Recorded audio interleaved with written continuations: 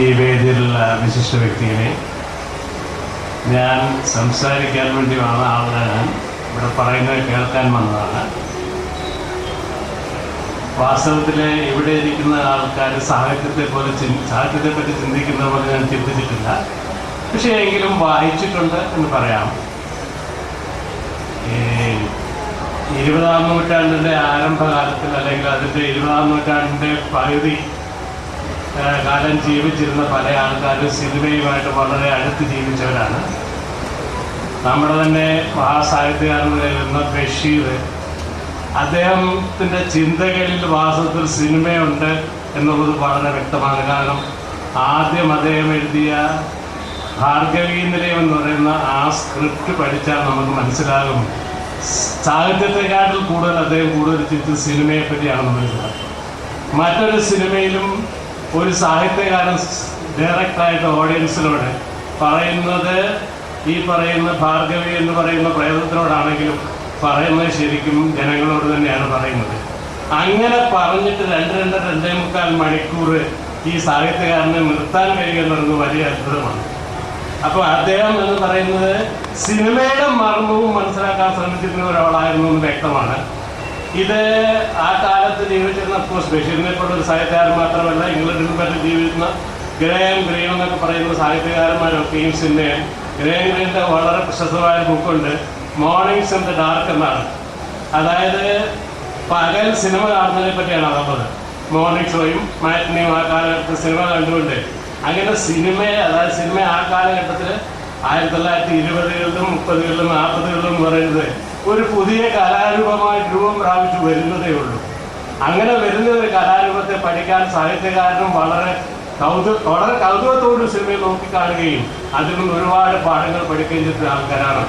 അപ്പോൾ എനിക്ക് തോന്നുന്നത് ആ കാലഘട്ടത്തിൽ ജീവിച്ച സാഹിത്യകാരന്മാർ നമ്മുടെ സാഹിത്യത്തിലെ നമ്മളെ ഏറ്റവും അധികം ബഹുമാനിക്കുന്ന മോഡേൺ സാഹിത്യകാരന്മാരിൽ ഒരാളായ ബഷീർ തന്നെയാണ് സിനിമ എന്ന മാധ്യമത്തെ വളരെ കൂലങ്കഷമായിട്ട് പഠിക്കാൻ ശ്രമിച്ചത്. അദ്ദേഹത്തിൻ്റെ ഏത് പുസ്തകം എടുത്തു പോയി കഴിഞ്ഞു കഴിഞ്ഞാലും ഒരുപക്ഷെ അടൂർ ഗോപാലകൃഷ്ണൻ എന്ന് പറയുന്ന, ഞാൻ വളരെയേറെ ബഹുമാനിക്കുന്ന സംവിധായകനാണ്. അടൂർ ഗോപാലകൃഷ്ണൻ എന്ന് പറയുന്ന ആ സംവിധായകന് ഏറ്റവും ഭംഗിയായി ആവിഷ്കരിക്കാൻ കഴിയുന്ന മലയാള സാഹിത്യം എന്ന് പറയുന്നത് ബഷീറിൻ്റെ സാഹിത്യമാണെന്ന് അദ്ദേഹത്തിനെ തുറന്നു പറഞ്ഞിട്ടുണ്ട്. അപ്പോൾ ആ ബഷീറിൻ്റെ സാഹിത്യം എന്ന് പറയുന്നത് പ്രത്യേകിച്ചും ഞങ്ങൾ തിരുവിതാംകൂർ ജീവിതത്തിലെ ആൾക്കാരെ സംബന്ധിച്ചോളം അതിനൊരുപാട് പ്രത്യേകത ഇൻറ്റിമസി ഉണ്ടാകും ആ ഭാഷയോടും അതിൻ്റെ ജീവിതത്തോടും എന്നൊക്കെ പറയുന്നത്. അപ്പം ആ രീതിയിൽ സിനിമയെ ശരിക്കും സാഹിത്യത്തിൻ്റെ ഭാഗമാക്കി മാറ്റുകയും സിനിമയുടെ ഏറ്റവും ബെസ്റ്റ് ഇയേഴ്സ് ഓഫ് സിനിമ എന്ന് പറയുന്ന 1920-കളിലും 30-കളിലും 40-കളിലും എനിക്ക് തോന്നുന്നു മലയാള സാഹിത്യം ഏറ്റവും വളരെ ഭംഗിയായിട്ട് ഊർജം കൊണ്ട കാലഘട്ടമായിരുന്നു.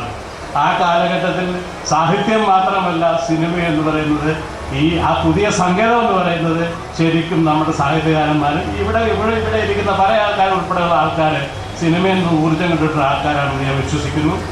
അപ്പം ആ രീതിയിൽ ഞാനൊരു സിനിമാക്കാരനെന്നതിൽ ഇപ്പം ഞാൻ വലിയ സിനിമയൊന്നും എടുത്തെന്ന് ഞാൻ പറയുന്നില്ല. പക്ഷേ നല്ല സിനിമ എടുക്കാനായിട്ട് വളരെ നല്ല സാഹിത്യമാണെന്ന് അത് ഞാൻ ആ കാലത്ത് എടുത്തുള്ള സിനിമകളിലൊന്ന് വേളൂർ കൃഷ്ണൻകുട്ടി എന്ന് പറയുന്ന സാഹിത്യം ആ കാലത്ത് ആൾക്കാർ വളരെ ബഹുമാനിച്ചിരുന്നല്ലോ. അദ്ദേഹത്തെ വെറും ഒരു ആസ്വാദകൻ എന്ന് പറഞ്ഞാൽ എന്താണെന്ന് ഏതാണ്ട് ഒരു പൈകിൾ ലെവലാണ് അംഗീകരിച്ചത്.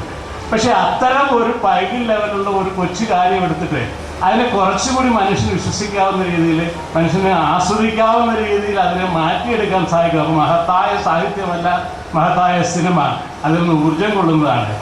ഇത് അഗിത കുറോസവയുടെ പ്രശസ്തമായ സിനിമയുണ്ട്, ഈ റാഷമോൺ എന്ന് പറഞ്ഞ സിനിമ. റാഷമോൺ എന്ന് പറയുന്നത് ഒറിജിനൽ കഥ എന്ന് പറയുന്നത്, ഒറിജിനൽ സ്റ്റോറി എന്ന് പറയുന്നത് ജപ്പാൻകാർ തന്നെ പറയുന്നു, ഈവൻ കുറോസവ തന്നെ പറയുന്നു അത് അത്ര മഹത്തായ ഒരു നോവൽ, ഒരു ചെറുകഥയൊന്നുമല്ല. പക്ഷേ അത് എന്ന് പറയുന്ന മഹത്തായ എക്കാലത്ത് സിനിമ ഉണ്ടാക്കിയിട്ടുള്ള ഏറ്റവും മഹത്തായ ഒരു സൃഷ്ടി ഉണ്ടാക്കാനായിട്ട് അതിൽ നിന്നും ഊർജ്ജം സംഭരിക്കാൻ സാധിച്ചു എന്ന് പറയുന്നതാണ്. അപ്പോൾ ആ രീതിയിൽ ഞാൻ സിനിമയെയും സാഹിത്യത്തെയും കമ്പയർ ചെയ്യുകയല്ല.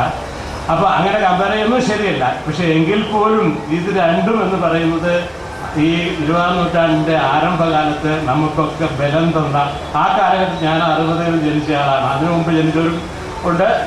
ഇവിടെ ഇരിക്കുന്നവരൊക്കെയും സിനിമയിൽ ഊർജ്ജം കൊണ്ടവരാണ്.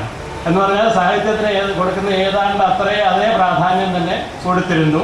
നമുക്കും ഒരുവിധം നല്ല ഒരു സിനിമ ഉണ്ടായ ആ ഒരു 70കളും 80കളും എന്നൊക്കെ പറയുന്നത് നമുക്ക് കുറച്ച് നല്ല സിനിമകൾ ഉണ്ടായിട്ടൊരു കാലഘട്ടത്തിൽ അത് ഇൻസ്പയർ ചെയ്യാനും എനിക്ക് തോന്നുന്നത് ഇവരും ഒക്കെ ഈ സാഹിത്യകാരന്മാരും ഒക്കെ ഇപ്പം കാക്കനാടൻ എന്ന് പറയുന്നത് എന്ന് പറഞ്ഞു കഴിഞ്ഞാലും ദളിതായിട്ടത്തെ പറ്റി എന്ന് പറഞ്ഞു കഴിഞ്ഞാലും കാക്കനാടൻ വായിച്ചു കഴിഞ്ഞാലും ഞാൻ ഒരുപാട് ഊർജ്ജം കൊണ്ടിട്ടുണ്ട് അദ്ദേഹത്തിൻ്റെ പല കഥകളും എന്ന് പറയുന്നത് അത് സിനിമയാക്കാനും കൊള്ളാം എന്ന് വിശ്വസിച്ച ആളായിരുന്നു ഞാൻ.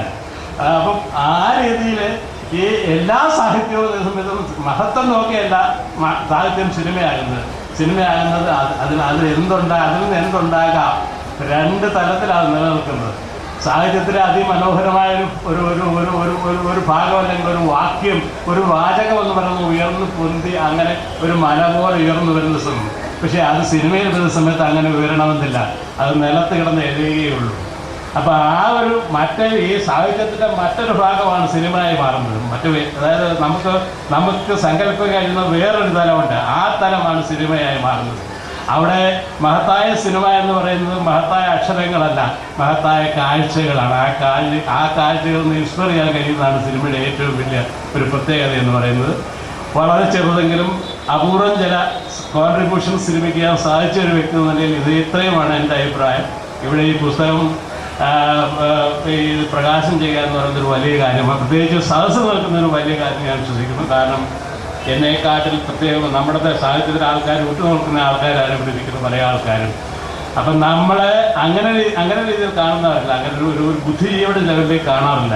എങ്കിൽ പോലും ഒരല്പം ബുദ്ധി എന്ന് പറയുന്നത് നല്ല സിനിമ ഉണ്ടാക്കുന്ന ആൾക്കാർക്ക് ഉണ്ട് എന്ന് വിശ്വസിക്കുന്ന ആളാണ് ഞാൻ. നന്ദി, നമസ്കാരം.